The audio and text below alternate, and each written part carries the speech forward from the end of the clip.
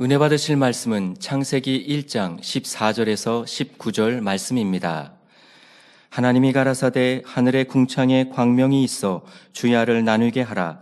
또 그 광명으로 하여 징조와 사시와 일자와 연한이 이루라. 또 그 광명이 하늘의 궁창에 있어 땅에 비추라 하시고 그대로 되니라. 하나님이 두 큰 광명을 만드사 큰 광명으로 낮을 주관하게 하시고 작은 광명으로 밤을 주관하게 하시며 또 별들을 만드시고 하나님이 그것들을 하늘의 궁창에 두어 땅에 비추게 하시며 주야를 주관하게 하시며 빛과 어두움을 나누게 하시니라. 하나님의 보시기에 좋았더라. 저녁이 되며 아침이 되니 이는 넷째 날이니라. 샬롬 성가대의 찬양과 니시 오케스트라의 연주가 있겠습니다.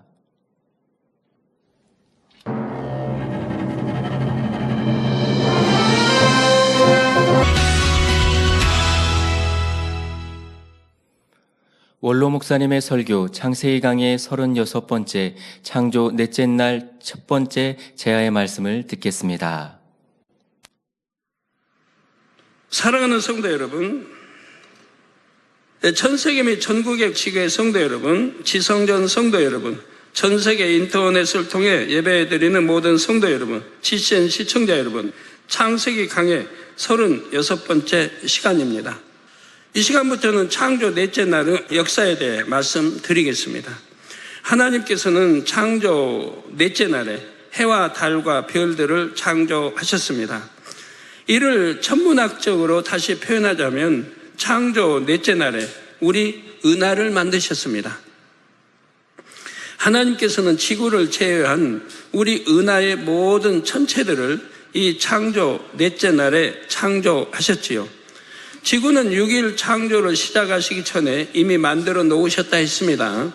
그렇다면 우리 은하 외에 수많은 은하들은 언제 창조됐을까요? 우주가 대폭발에 의해 생긴 것이 아니라 하나님께서 창조하셨음을 알 수 있는 어떤 증거가 있을까요? 증거가 있다면 그것은 무엇일까요?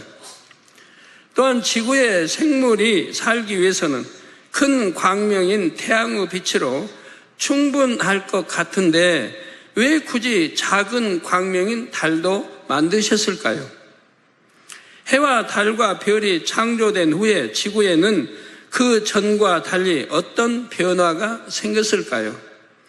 이런 모든 의문에 대한 답을 찾아서 이 시간부터는 저와 함께 저 광활한 우주로 여행을 떠나 보겠습니다. 여행을 떠나는데요, 좀 어려워요. 개념, 수학 개념이나 여러 것들이 생소하면 어렵습니다. 이해를 해주세요. 먼저 우주가 얼마나 광대한지를 느낄 수 있는 사진 한 장을 함께 보시겠습니다.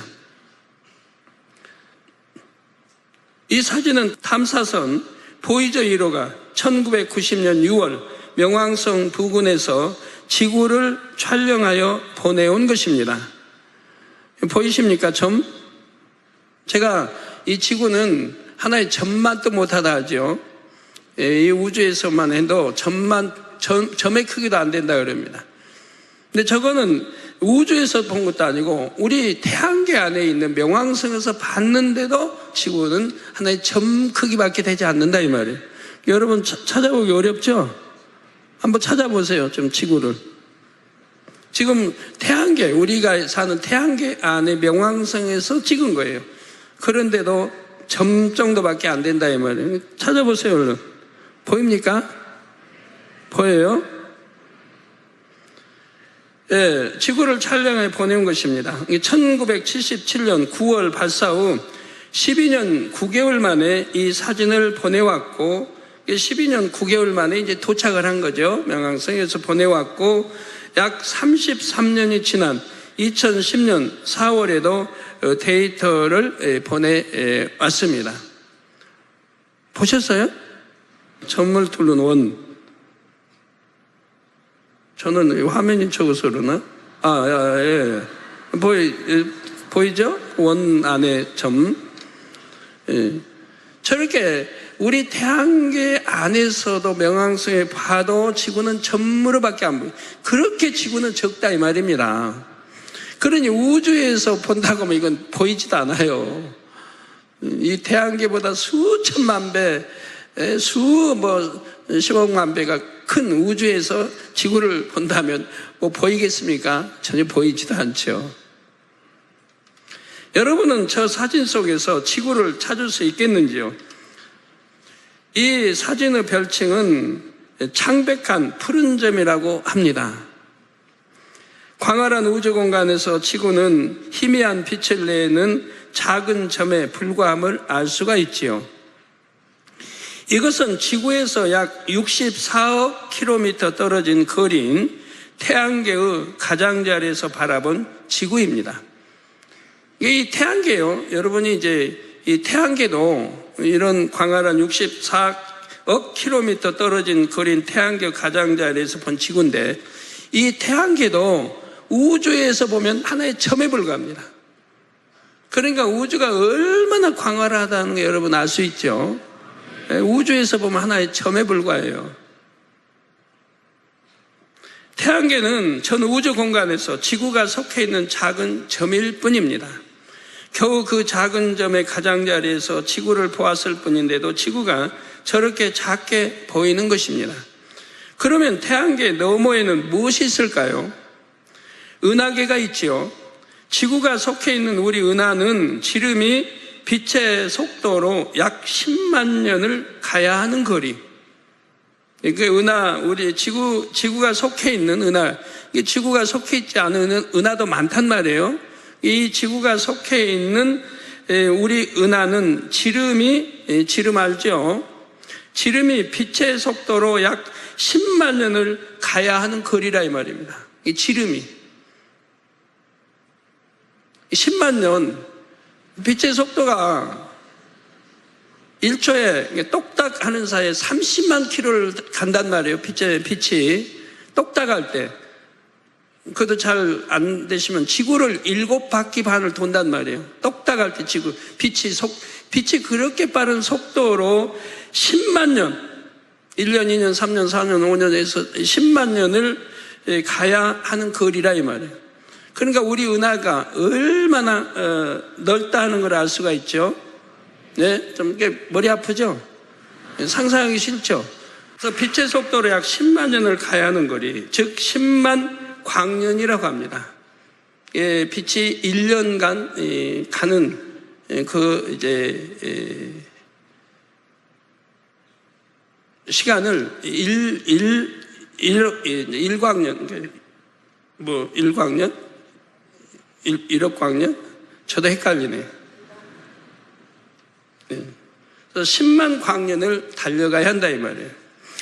이런 은하들이 수십 개 모인 것을 은하군이라고 합니다. 이렇게 어마어마한 지름이 이렇게 참 10만 광년을 달려야 하는 은하가, 이런 은하가 수십 개 모인 것을 또 은하군이라고 한다 이 말이에요. 제가 천천히 설명한 거는 여러분이 그래도 어느 정도 이해를 해야 될 거 아니에요. 은하군이라고 하면 또 수백 내지 수천 개 모이면, 이런 은하군이 또 수백 내지 수천 개 모이면 은하단이라고 합니다. 은하단. 갈수록 머리 아프지죠? 숫자 세는 것도 참 머리 아프다 하시네. 숫자도 경까지 쓰려면 머리 아파요. 경까지. 경 이상은 사용 안 해요. 수학에서도. 단 10억, 천만, 10만, 100만, 1000만 억, 10억, 100억, 1000억, 2000억, 3000억, 4000억, 5000억, 6000억, 7000억, 8000억, 조 위에 경이란 말이에요. 공이 17개, 경. 예. 그래서 수백 내지 수천 개 은하군이 모인 것을 은하단이라고 합니다. 또한 이런 은하단이 여러 개 모인 것을, 그것도 이렇게 넓은 은하단이 또 여러 개 모인 것을 초은하단이라고 하죠. 초은하단. 이 정도가 천문학자들이 분류한 우주 공간입니다. 이렇게 말로 설명할 수는 있지만 여러분은 그 넓이가 상상이 되시는지요? 우리 은하만도 이쪽 끝에서 저쪽 끝으로 가려면 빛의 속도로 약 10만 년을 가야 하는 거리라는데, 이 거리도 사실 상상이 잘 안 되지요. 하물며 은하군의 넓이, 은하단의 넓이는 상상하기가 더 어렵습니다. 그래서 은하단의 초은하단이 아니라 해도 은하단의 거리만 해도 빛으로는 그 계산이 안 나와요. 빛으로 달려도 백만 년 그 이상 아주 계산이 안 나와요. 지금 말씀드린 우주 공간의 유구세계, 곧 첫째 하늘의 일부만을 얘기한 것입니다. 그것도 우리가 있는 이 첫째 하늘의 일부만을 계산한 것이라 이 말이에요. 이렇게 광활한 첫째 하늘 외에 또 다른 하늘들이 있지요. 또 다른 하늘들이. 영의 세계에 속한 둘째 하늘, 셋째 하늘, 넷째 하늘도 있습니다. 하나님께서는 이 모든 하늘들을 함께 통치하시고 다스리십니다. 원래는 이 하늘들은 하나였는데 이들 근본의 우주라 한다 했지요. 근본의 하나님께서는 소리를 머금은 빛의 형태로 근본의 우주에 퍼져 계셨습니다. 그러던 중 어느 시점이 되자 근본의 하나님께서는 인간 경작을 위해 영계의 정점으로 응집하셨지요. 이로 인해 영적인 빛의 강도와 영적인 밀도가 서로 다른 4개의 우주가 생겼습니다. 영적인 빛의 강도와 밀도는 영계의 정점에 가까운 곳일수록 높으며 정점에서 먼 곳일수록 낮지요. 원래 하나였던 근본의 우주가 총 4시 되었습니다. 하나님께서는 이 4개의 우주를 각각 첫째 하늘, 둘째 하늘, 셋째 하늘, 넷째 하늘이라 하셨지요. 이 중에서 첫째 하늘이 바로 우리가 살고 있는 육의 공간인 우주인 것입니다. 앞서 이 첫째 하늘이 넓이가 사람이 상상하기 어려울 만큼 매우 넓음을 말씀을 드렸습니다. 그런데 성도 여러분, 이렇게 광활한 첫째 하늘, 즉 유구세계도 영의 세계의 넓이에 비하면 매우 작다는 사실입니다. 이게 답답하죠. 이렇게 계산도 안 나오는 이 넓은 이 첫째 하늘도, 유구의 세계도 영의 세계의 넓이에 비하면 매우 작다 이 말입니다. 유구 세계와 영의 세계의 크기를 확연히 느낄 수 있도록 한 가지 비유를 드리겠습니다. 개미에게 제주도만한 땅을 주었다고 합시다. 개미는 그 땅이 얼마나 넓은지를 모를 것입니다. 계산이 나오겠어요, 개미가? 제주도가 얼마나 넓은지. 개미가 생각할 수 있다면 그저 가도 끝이 없다고 생각될 정도로 광활하게 느껴지겠지요. 그런데 제주도는 지구 전체 면적 중에서 지극히 일부에 불과합니다. 지구 전체 면적이 얼마나 적어요. 그러니 만일 개미에게 지구 전체 면적을 얘기해 준다 해도 개미는 그 크기를 상상할 수 없을 것입니다. 여기서 개미는 우리 사람을 비유했습니다. 또한 제주도는 육의 세계인 첫째 하늘이지요. 지구에서 제주도만큼만 유구 세계이며 나머지는 전부 영의 세계라 할 수가 있습니다. 이게 천천히 하는데도 혹여 헷갈리신지요? 이해는 되세요? 잘 들으세요. 이게 딴 잡념 가지시면 놓치니까. 따라서 영의 세계가 얼마나 광활한지를 알 수 있는 것입니다. 물론 유구 세계와 영의 세계의 크기 비율이 정확하게 제주도와 지구만큼만은 아닙니다. 그 정도로 크기가 차이남을 알기 쉽게 비유한 것이지요. 영의 세계에 비하면 매우 작은 유구 세계의 한 지점에 하나님께서는 인간 경작을 위해 먼저 지구를 창조하셨습니다. 그리고 창조 넷째 날이 되자 태양과 태양계의 다른 행성들과 위성들을 만드셨지요. 또한 우리 은하계의 별들을 만드셨습니다. 그러면 우리 은하계 밖에 있는 수많은 별들, 곧 다른 모든 천체들은 언제 만들어졌을까요? 여러분 이런 말씀을 들으면 하나의 그냥 지리 공부? 무슨 공부? 하여튼 하나의 그냥 공부라고 생각하지 마시고 한번 믿음으로 키워봐요, 믿음으로. 이렇게 하나님이 광활한 이런 것들을 펼치시고 이렇게 역사했는데, 우리가 이런 하나님을 믿어만 드린다고 하면, 100% 신뢰하고 믿어만 드린다고 하면 우리 아버지 하나님이 우리에게도 얼마나 무한한 능력을 주시겠습니까? 그러면 우리 은하계 밖에 있는 수많은 별들, 곧 다른 모든 천체들은 언제 만들어졌을까요? 정답은 태초 이전에 만들어졌다는 것입니다. 태초 이전에. 근본의 우주가 4개의 하늘로 나누기 전부터 근본의 우주에는 수많은 별들이 있었습니다. 텅 빈 드넓은 공간에 근본의 하나님, 곧 소리를 머금은 빛들만 있었던 것이 아니지요. 근본의 하나님께서는 태초 이전에 이미 수많은 별들을 만드셔서 근본의 우주 공간에 두셨습니다. 자, 이런 상태의 근본의 우주가 4개의 하늘들로 나뉜 것입니다. 이때 첫째 하늘이 된 공간에 있던 별들이 바로 우리 은하 밖에 있는 모든 별들이죠. 따라서 둘째 하늘, 셋째 하늘, 넷째 하늘에도 이미 수많은 별들이 존재하고 있었습니다. 이처럼 첫째 하늘이 형성될 때부터 무수한 별들이 존재하고 있었는데, 하나님께서는 이런 첫째 하늘의 어느 한 지점에 지구와 해와 달과 별들을 창조하신 것입니다. 과학자들의 주장처럼 대폭발로 우주가 형성된 것이 아닙니다. 여러분 한번 생각해 보세요. 대폭발로 이 우주가 형성되고 별들이 이렇게 깔렸다고 하면, 아까 말했잖아요. 이 조그만 은하 하나만 해도 또 지름이 10만 광년인데, 뭐 은하단 뭐 쭉쭉 초은하 해봐요. 상상할 수 없는 거리, 빛으로 달려도 상상할 수 없는 거리인데 어떻게 대폭발해가지고 그것이 그 수백 천만 년을 날아간단 말이에요? 지치지도 않아요, 이거? 날아가다 어제 그 수만 년의 그 많은 별들이 날아가가지고 자리 잡았다는 얘기예요? 이게 말이 됩니까? 우리 과학자 되신 분들, 우리 교수님들, 박사님들, 이게 말이 돼요? 이렇게 광활한 우주에 펼쳐진 이 별들이 대폭발로 인해 가지고 계속 날아가서 지금 자리 잡은 별들로 날아가가지고, 그러니까 연수로 따져도 이 빛의 속도로 달리가 1광년, 이 연수로 따져도 수천만 년 광년을 계속 날아가가지고 지금 별 보는 별들이 자리 잡았어요. 우리 다음 주에도 설명이 됩니다만은 도저히 있을 수도 없는 것들을 생각해가지고 만들어내서 대폭발로 뭐 이렇게 했다고 하니 이게 말이 됩니까? 얼마나 답답해요. 그러니까 아버지 하나님은 저희에게 이렇게 알 수 있도록 설명을 해주시는 거 아니에요? 하나하나를 창세기를 통해서 다 풀어주시는 거 아니에요? 뭐 공룡도 마찬가지고.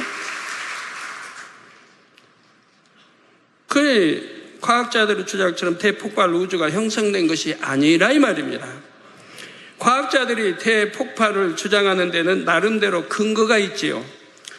과학기술이 발달하자 우주 공간이 정체된 것이 아니라 계속 팽창하고 있음을 알게 되었습니다. 지구에서 다른 은하들을 관찰해 보니 다른 은하들이 지구로부터 계속 멀어졌지요. 과학자들은 이 사실을 근거로 이론을 만들었습니다. 현재의 우주가 팽창하고 있으니 과거에도 팽창했을 것이다. 그리고 그 몇십 년, 몇백 년의 팽창 뭐 얼마나 했다고 그게 참 측정이 어떻게 참 답답하기 짝이 없습니다. 과학자들이 말하면 그게 맞습니까? 또 몇 년이 지나고 또 몇십 년이 지나면 또 바뀌는 걸로 이론이 자꾸 바뀌잖아요. 우리 초등학교 때는 이 지리의 별이 이 우주 안에 별이 뭐 3억 개인가 이렇게 배웠어요. 3억 개. 자연과학 이 책에.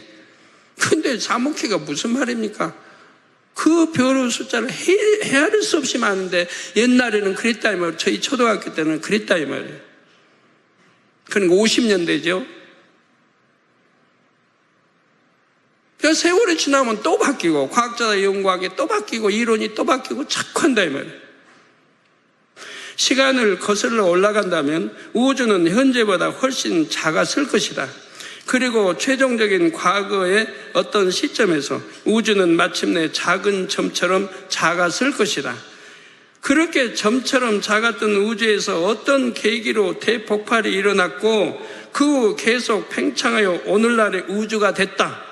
바로 이것이 그 유명한 빅뱅 이론이지요.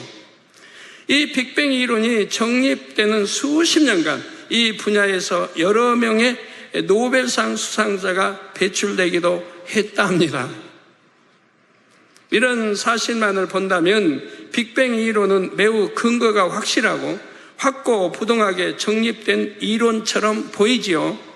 그러나 빅뱅 이론은 아직도 불완전한 상태입니다.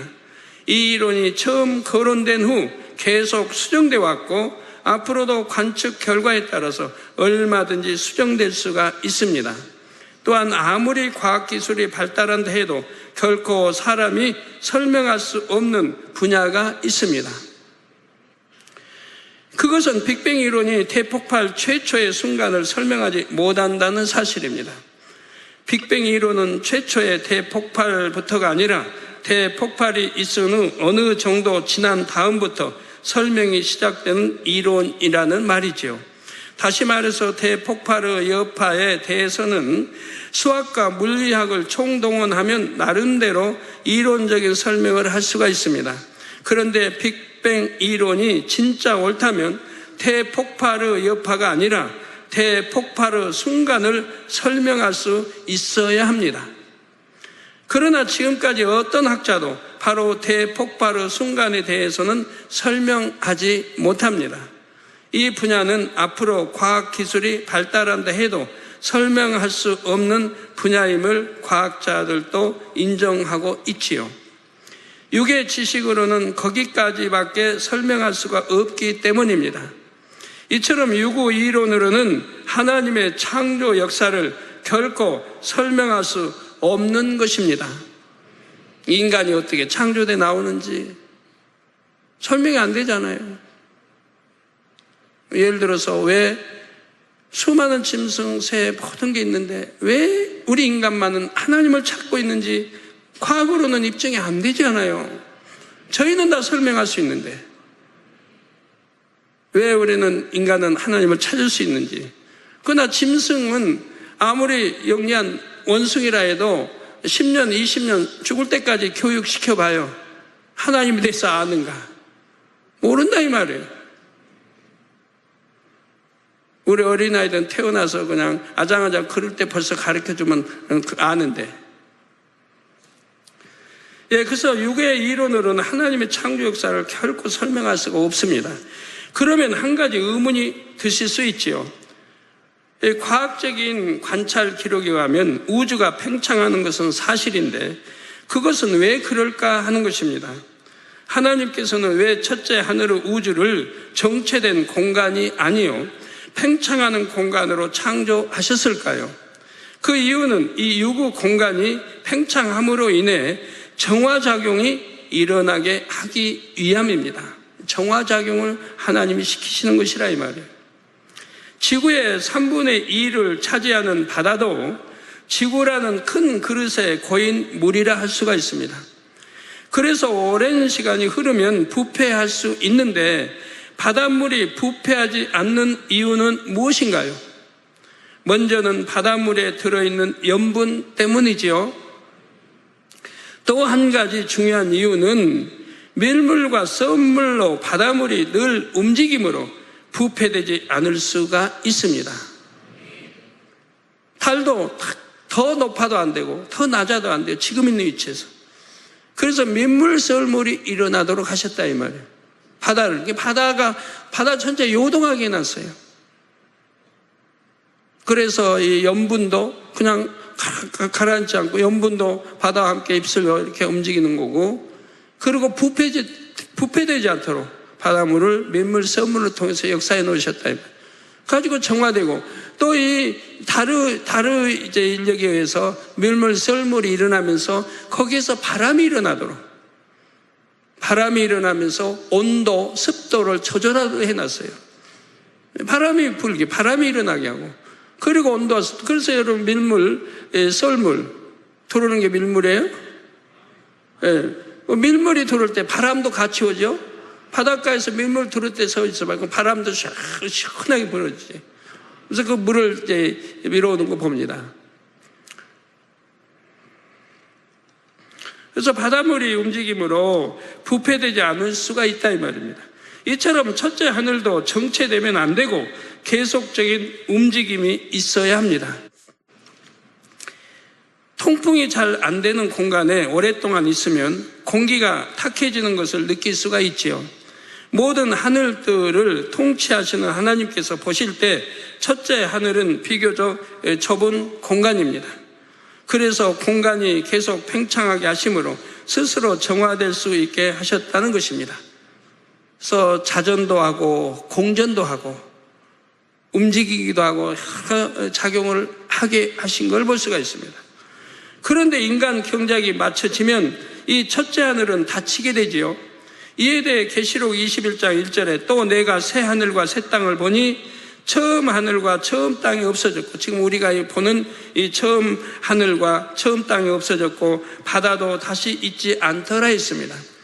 여기서 처음 하늘과 처음 땅은 우리가 살고 있는 첫째 하늘의 공간을 가리키죠.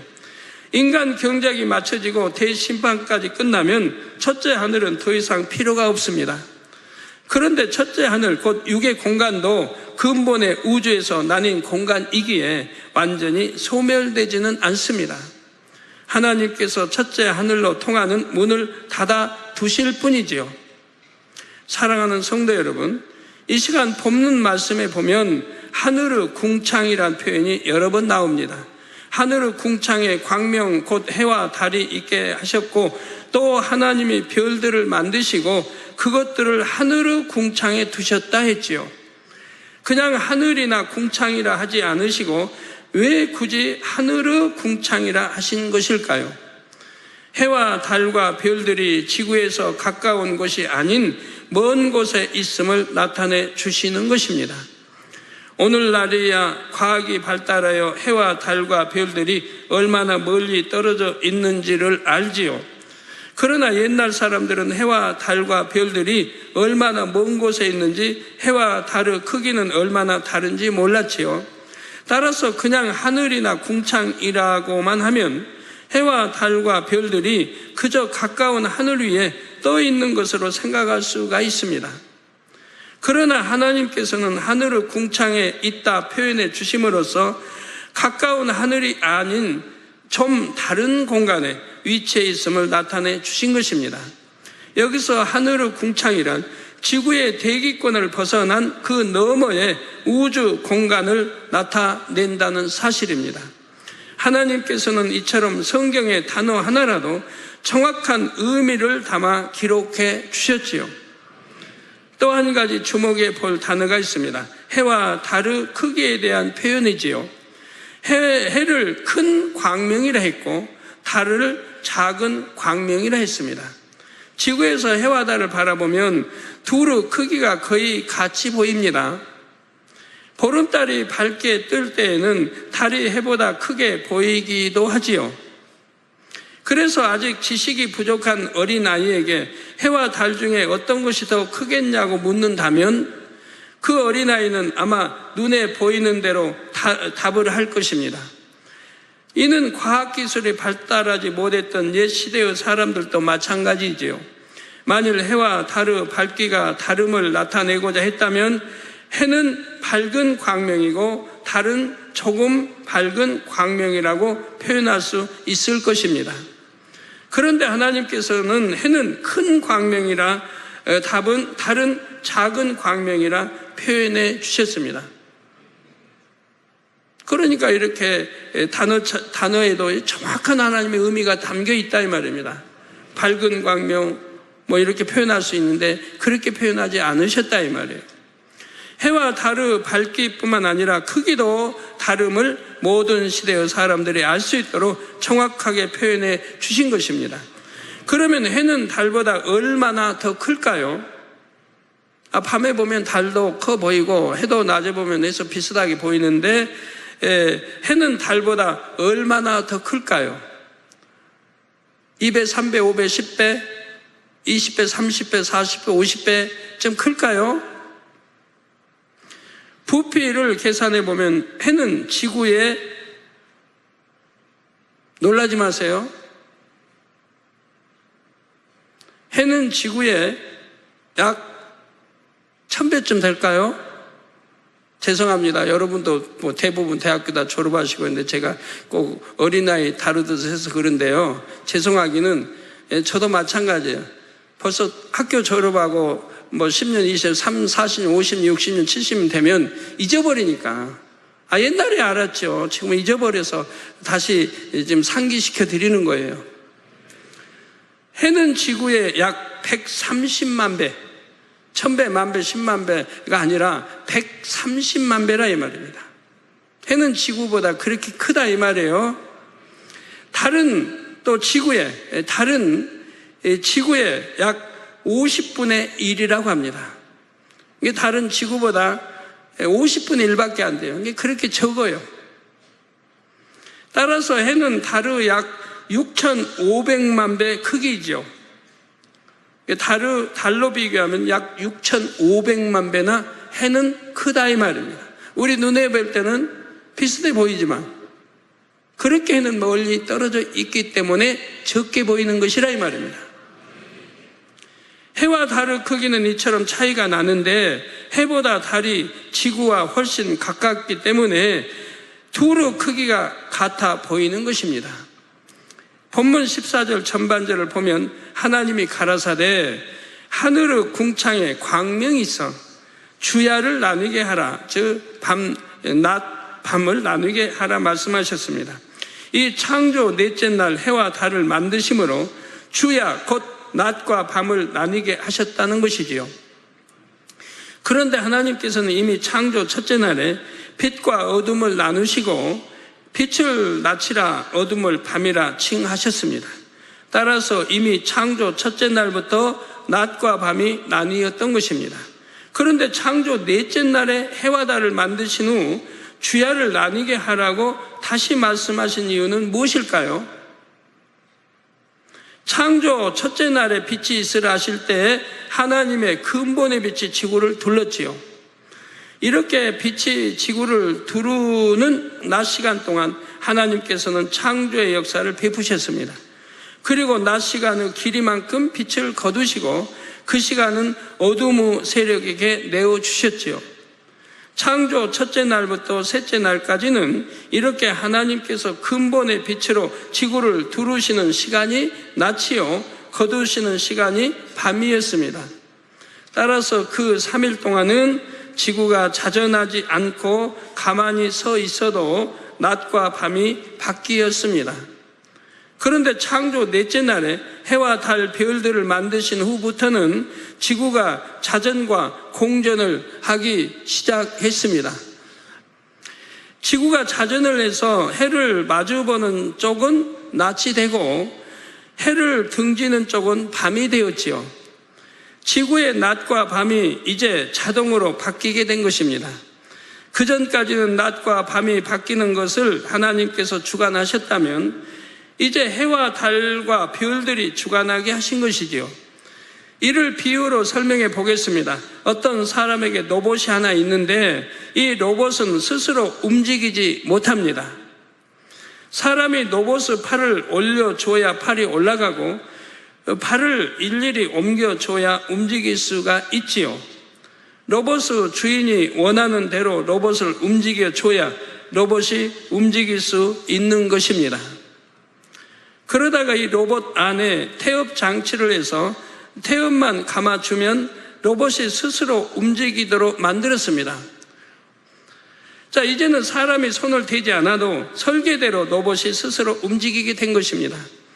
지구도 마찬가지입니다. 창조 셋째 날까지는 하나님의 능력에 붙들려서 우주 공간에 또 있을 수 있었고 밤과 낮도 하나님에 의해 바뀌었습니다. 그런데 넷째 날 해와 달과 별들이 창조되자 하나님께서 세우신 법칙에 의해 자동으로 운행하기 시작했던 것이지요. 한 가지 비유를 더 들면 시계에는 시침과 분침과 초침이 있습니다. 시계에 약이 없어도 여러분이 초침을 잡고 1초에 한 칸씩 진행시키면 분침과 시침도 함께 움직입니다. 이렇게 해도 시계는 돌아가지요. 그런데 시계에 약을 넣으면 시계 바늘들이 자동으로 움직이며 시간을 가리켜 줍니다. 창조 첫째 날에서 셋째 날까지는 하나님께서 친히 시계바늘을 움직이셨다면 창조 넷째 날부터는 시계바늘이 자동으로 움직이게 된 것과 같습니다. 이해되시죠? 시계를 뜯어보면 크고 작은 톱니바퀴들이 서로 맞물려 돌아가면서 바늘들을 움직여서 정확한 시간을 가리켜 주는 것을 봅니다. 이처럼 하나님께서는 지구와 해와 달과 별들이 조화를 이루며 자동으로 움직일 수 있도록 설계하셨습니다. 각각의 크기와 서로 간의 거리, 그리고 서로 밀고 당기는 힘의 세기 등 이 모든 것을 고려해서 창조하셨지요. 해와 달의 크기가 지금보다 조금만 크거나 작아도 지구에는 생명체가 살 수가 없습니다. 또 해가 더 멀다면, 지구보다 더 멀다면 다 얼어 죽을 수밖에 없고요. 또 해가 더 가깝다면 더워서 못 살 거고요. 얼마나 정확한 위치에 하나님이 놓으셨고, 달도 정확한 위치에 놓으셨습니다. 그래서 일시 모든 것이 되게 했고, 그리고 밤만 주가는 게 아니라 또 이제 민물 썰물을 일으키고, 그래서 바람을 일으키고 온도 습도를 조절하고 다 해놓으셨다 이 말이에요. 어떻게 이렇게 하나님이 전부 배분에 정확하게 설계해서 해놓은 걸 가지고 그냥 대폭발로 인해서 이렇게 되고 그렇게 웃기는 소리 합니까? 도대체가. 그리고 그 많은 별들 우주가 있는데 왜 지구에만 유독 생명체가 살고 있고요. 어떤 사람들은 또 저번에 발표한 거 있죠? 지구 외에 다른 우주에도 이렇게 생명체가 있다고. 그러나 없습니다. 있을 수가 없습니다. 또 해와 달의 크기가 지금보다 조금만 크거나 작아도 지구에는 생명체가 살 수가 없습니다. 서로 간의 거리가 지금보다 조금만 더 멀거나 가까워도 마찬가지입니다. 대폭발의 여파로 해와 달과 별들이 우연히 그 크기가 됐고 그 위치에 있다는 말이 오히려 더 허무맹랑하게 느껴집니다. 그리고 왜 보면은 그렇게 별도 크기도 엄청 크기도 다 다릅니다. 별에 어느 별들은 그냥 어마어마하게 상상을 초월하게 커요. 그 적은 별도 있고 다 있지만 아무리 적어도 지구보다는 수백 천배 큽니다만 이런 별들도 눈에 볼 때 좀 똑같이 보여요. 빛을 발해서 이제 이렇게는 보입니다만 한결같이 똑같이 보여요. 그건 다음 주에 설명해 드립니다. 또 고도의 지혜와 지식을 가진 창조주가 처음부터 그렇게 설계했고 만드셨다고 밖에 설명할 수 없는 증거들이 많이 있습니다. 해와 달과 별들에 담겨 있는 하나님의 창조의 증거들은 다음 시간에 말씀드리겠습니다. 그리고 하나님께서 해와 달과 별들에게 주신 각각의 사명에 대해서도 다음 시간에 말씀드리겠습니다. 결론을 말씀드립니다. 사랑하는 성도 여러분, 이 시간은 창조 넷째 날의 역사를 일부 말씀드렸습니다. 우리가 발을 딛고 살고 있는 지구는 첫째 하늘인 유구 우주 공간 가운데서 너무도 작은 행성에 불과하다 했지요. 바닷가의 무수한 모래알들 가운데서 모래 한 알에 비할까 말까 할 정도입니다. 첫째 하늘 안에서만도 이런데 영의 세계 전체 크기에 비한다면 그 존재를 논할 수도 없을 것입니다. 하나님께서 창조하신 이 세계의 광대함을 안다면 중심에서 하나님을 경외하고 높이게 됩니다. 시편 8편 3절에 4절에 시편 기자는 주의 손가락으로 만드신 주의 하늘과 주의 베풀어 두신 달과 별들을 내가 보오니 사람이 무엇이간데 주께서 저를 생각하시며 인자가 무엇이간데 주께서 저를 권고하시나이까? 라고 고백했지요. 우리 아버지 하나님께서는 광대한 우주에서 티끌만한 지구에 사는 인생들을 늘 생각하며 다양한 방법으로 사랑의 권고를 하십니다. 그 광활한 우주의 무수한 천체들 가운데서 유독 지구를 주목하고 계시지요. 왜 그러시는 것일까요? 바로 아버지 하나님의 참 자녀들이 이 지구에서 나오고 있기 때문입니다. 이 지구를 택하여 모든 해와 달, 별, 바다, 육지, 풀, 새, 꽃, 짐승 다 만들어 놓으시고 인간 경작을 하기 원하셨기 때문에 이렇게 해 놓으셨다. 그래서 경작하는데 공기가 필요하고 햇빛, 해도 필요하고 모든 거 다 필요한 대로 물도 필요하고 다 해 놓으셨다 이 말이에요. 인간 경작을 통해 아버지 하나님의 마음을 깊이 이해하며 중심에서 하나님을 경외하는 참 자녀들, 하나님과 진실한 사랑을 주고받으며 영원히 함께 살아갈 참 자녀들이 바로 이 땅에서 나오고 있습니다. 하나님께서 펼치신 창조 역사를 통해 하나님의 깊은 사랑을 마음으로 깊이 느끼는 모든 성도님들이 되시기를 바랍니다. 그래서 중심에서 하나님을 사랑하고 하나님의 사랑도 받아 누리시기를 주님의 이름으로 축원합니다. 들으신 말씀을 생각하면서 기도하시겠습니다. 할렐루야. 사랑해 주 아버지 하나님, 오늘은 창세기 강의 36번째 창조 넷째 날 첫 번째 말씀을 들었습니다. 말씀을 통해 천지를 창조하신 아버지 하나님의 마음과 뜻을 깨달아 알게 하시고 이 땅에서의 소망이 아니요 천국 새 예루살렘의 소망 가운데 살아가는 복된 성도님들이 다 되게 하여 주시옵소서. 감사드립니다. 우리 주 예수 그리스도 이름으로 기도하옵나이다. 아멘. 원로 목사님의 환자를 위한 기도를 받겠습니다. 아픈 곳이나 연약한 곳 위에 손을 얹고 기도받으시고 아프지 않은 분들은 가슴에 손을 얹고 마음의 소원을 위해 믿음으로 기도받으시기 바랍니다. 할렐루야. 전능하신 사랑의 아버지 하나님, 이 시간 기도받는 모든 성도님들 위해 안수하여 주옵소서. GCN과 인터넷과 화상을 통해 기도받는 지교회와 지성전 그리고 전세계 하나님의 자녀들 위에도 시공간을 초월하여 역사하여 주시기를 원합니다. 믿어지는 믿음을 주시고 부정적인 생각과 의심의 세력을 물리쳐 주옵시며 모든 시험 환난도 물리쳐 주옵소서. 머리부터 발끝까지 오장육부, 뼈, 마디마디, 온몸의 신경, 조직, 세포 등 아픈 곳마다 성령의 불로 태우시고 근본의 빛으로 역사하여 주옵소서. 예수 그리스도의 이름으로 명하노니 원수마귀 사단 모든 질병, 균, 연약함아 물러가라. 빛이 여임하라. 모든 불치, 난치병도 성령의 불로 태워 깨끗하게 역사하여 주옵소서. 말라리아를 비롯한 모든 풍토병도 물리쳐 주옵소서. 감기, 기침, 열, 몸살, 독감 등 각종 유행성 질병도 다 물러가라. 어떠한 유행성 질병, 균도 틈타지 않게 지켜 주옵소서.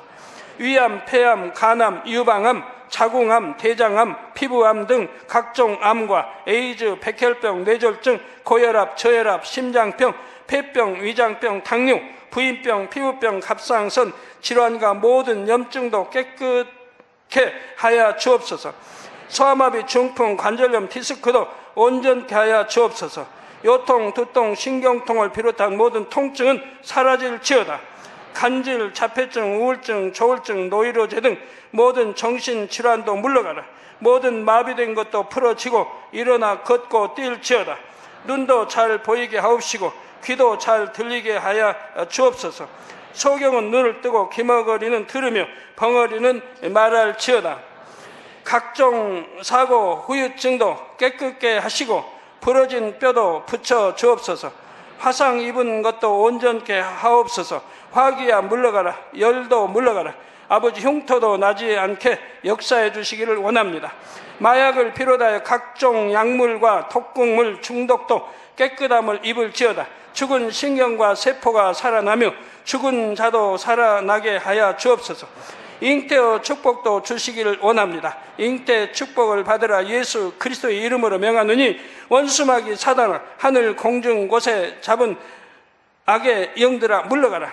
그의 사자들도 물러갈지니라.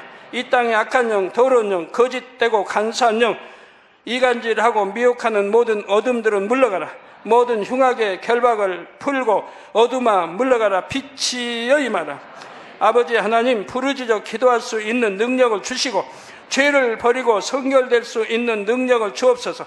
영혼이 잘됨같이 범사에 잘되게 하시고 가정의 복음화도 이루어 주시길 원합니다. 한 주간도 모든 사고와 재앙으로부터 지켜주시고 불통이 없는 형통한 삶을 살 수 있도록 축복해 주옵소서. 성령의 불담으로 천군 천사와 주님의 불꽃 같은 눈동자로 모든 하나님의 자녀들과 가정, 일터, 사업들을 지켜주시기를 원합니다. 학생들에게 지와 명철을 더하시고 공부도 할 수 있는 뜨거운 마음과 열정도 더하여 주옵소서. 마음과 생각을 세상에 빼앗기지 않도록 지키시고 하나님을 뜨겁게 사랑하는 학생들로 축복하여 주옵소서. 하나님의 자녀들이 먹으나 마시나 입으나 무엇을 하든지 하나님 앞에 영광 돌리는 삶이 되게 축복하여 주시기를 원합니다. 나는 하나님을 만났노라, 체험했노라, 응답 받았노라, 축복 받았노라, 간증하는 입술이 되게 역사하여 주옵소서. 아버지 하나님 감사합니다. 홀로 영광 받으옵소서.